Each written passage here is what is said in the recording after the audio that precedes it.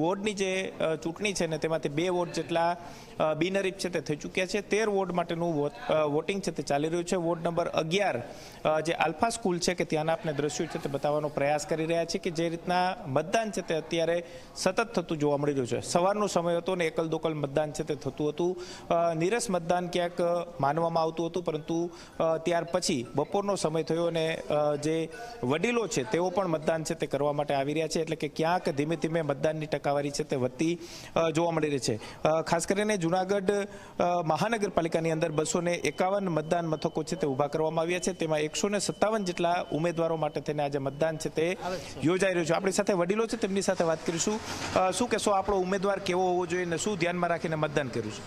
વ્યવસ્થિત કામ કરવાવાળો હોવો જોઈએ, બીજું રોડ વાઇઝ બરાબર નીતિવાળો હોવો જોઈએ, અનીતિવાળો ન હોવો જોઈએ. સ્થાનિક પ્રશ્નો કેવા? સ્થાનિક રોડના બધા ગટરોના જાજા છે, પાણીના નહીં.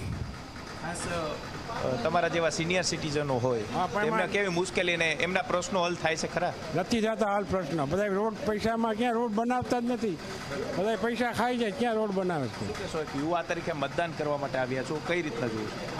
નાના સાહેબ, યુવા તરીકે મતદાન કરવા આવ્યા છીએ અને આ વખતે ભારતીય જનતા પાર્ટીએ યુવાનોને આપ્યું છે. એટલે અમને એવું લાગે છે કે હવે જે નવા અત્યારે ઉમેદવારો આવે છે એ કાંઈક નવીન કરશે, કારણ કે એ લોકોના પણ ઉત્સાહ વધારે હશે. જેમ આપણે પહેલાં સિનિયર હતા બધા, એ લોકોએ કર્યું છે તેનું જોઈને પહેલાં એ લોકોએ પણ જોયેલું જ છે કે કઈ રીતનું હતું, કઈ રીતનું નહોતું. એના માટે ચોક્કસ જ યુવા મતદારો છે કે તેઓ પણ અલગ અલગ મુદ્દાઓને ધ્યાનમાં રાખી અને મતદાન છે તે કરતા જોવા મળી રહ્યા છે. 251 જેટલા જે મતદાન મથકો છે તેની અંદર 1424 જેટલા પોલિંગ સ્ટાફ છે તે રાખવામાં આવ્યો છે. સતત ખડે પગે પોલીસ બંદોબસ્ત પણ રાખવામાં આવ્યો છે. તમામ જે ખાસ કરીને મતદાન મથકો છે કે તેની અંદર પોલીસ સ્ટાફ ખડે પગે છે તે જોવા મળી રહ્યો છે. જે રીતના માહિતી મળી છે તે મુજબ 113 જેટલા સંવેદનશીલ બૂથો છે તે ઊભા છે. ત્યાં પણ પેરામિલિટરી ફોર્સ છે તે રાખવામાં આવી છે. 16 જેટલા અતિ સંવેદનશીલ વિસ્તારો છે કે ત્યાં પણ સતત ખડે પગે પોલીસ રાખવામાં આવી છે.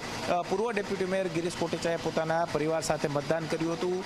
લોક સાહિત્યકાર રાજવા ગઢવી છે કે તેમને પણ પોતાના મતાધિકારનો ઉપયોગ છે તે કર્યો હતો. અને સાથે જ કહી શકાય કે ગુરુ ગોરક્ષનાથ આશ્રમના મહંત શેરનાથ બાપુએ પણ મતદાનનો અધિકાર છે તે પોતાનો નિભાવ્યો હતો. સાથે જ તેમને જે રીતના ધીમું મતદાન થતું હતું ત્યારે લોકોને પણ વધુમાં વધુ મતાધિકારનો ઉપયોગ કરવા માટેની અપીલ છે તે કરી હતી. એટલે કે સવારથી જ જે રીતના મતદાન છે તે ચાલી રહ્યું છે એટલું જ નહીં, સાથે સાથે આપણે દ્રશ્યો છે તે બતાવવાનો પ્રયાસ કરીશું કે જે સિનિયર સિટીઝનો જે મતાધિકારનો ઉપયોગ કરવા માટે ઈચ્છતા હોય તો તેમના માટે આ પ્રકારે રિક્ષાઓની વ્યવસ્થા છે તે કરવામાં આવી છે.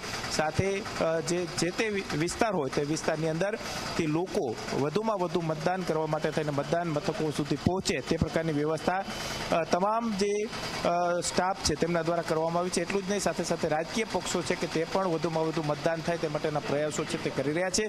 જૂનાગઢ મહાનગરપાલિકા સંત સુરા અને સંતોની ભૂમિ છે તે માનવામાં આવે છે અને આ જૂનાગઢ શહેરની અંદર લોકો વધુમાં વધુ મતાધિકારનો ઉપયોગ કરે તે માટેની અપીલ છે તે કરવામાં આવી રહી છે. સતત યુવાનો છે તે પણ મતાધિકારનો ઉપયોગ છે તે કરતા જોવા મળે છે.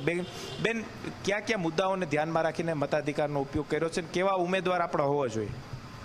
ઉમેદવાર બધું વ્યવસ્થિત થાય, બધું આખું બધું રોડ ને એ બધું સરખું થઈ જવું જોઈએ. પછી જેટલી સુવિધા મળવી જોઈએ જનતાને મળવી જોઈએ બધી એ પ્રમાણે ચોઈસ કરવા જોઈએ. ગૃહિણીઓના પ્રશ્નોને ધ્યાનમાં રાખીને મતદાન. પાણીનો કોઈ પ્રશ્ન હોય મેઇન છે એ બધો વ્યવસ્થિત થવો જોઈએ, બધું વ્યવસ્થિત થવું જોઈએ. ચોક્કસ જ ગૃહિણીઓના પ્રશ્નોને પણ ધ્યાનમાં રાખીને મત કર્યા છે. શું કહેશો, યુવાનો, નોકરિયાત વર્ગ આ તમામ જે શું ઈચ્છીને મતદાન કરી રહ્યા છે, કયા કયા મુદ્દાઓ ખાસ ધ્યાનમાં રાખી રહ્યા છે? પહેલી વાત તો જૂનાગઢનો મુખ્ય પ્રશ્ન રસ્તાઓનો છે. જ્યારે તમે સ્કૂલ કોલેજ ક્યાંય પણ જતા હોય ત્યારે સમયની અગત્યતા સમજાવવામાં આવે. સૌથી મોટી વસ્તુ છે રસ્તા. જો રસ્તા સુધરે, રસ્તાના જ મતદાન છે. એકમાત્ર પ્રશ્ન રસ્તા નગર એટલે શું? ગટર, રસ્તા ને પાણી, એ 3 પ્રશ્ન ઉપર નગર છે. એ પ્રશ્ન ઉકેલાઈ જાય એના જ મતદાન છે. કામ થયા છે કે નથી થયા? કામ થયા છે પણ જોઈએ એવા નથી થયા. જૂનાગઢની જનતા વિકાસ કે પરિવર્તન કેમાં માની રહ્યું છે? આમ તો એક જ વાત છે વિકાસ, પણ વિકાસ સાથે પરિવર્તન હોય તો વધારે ગમે.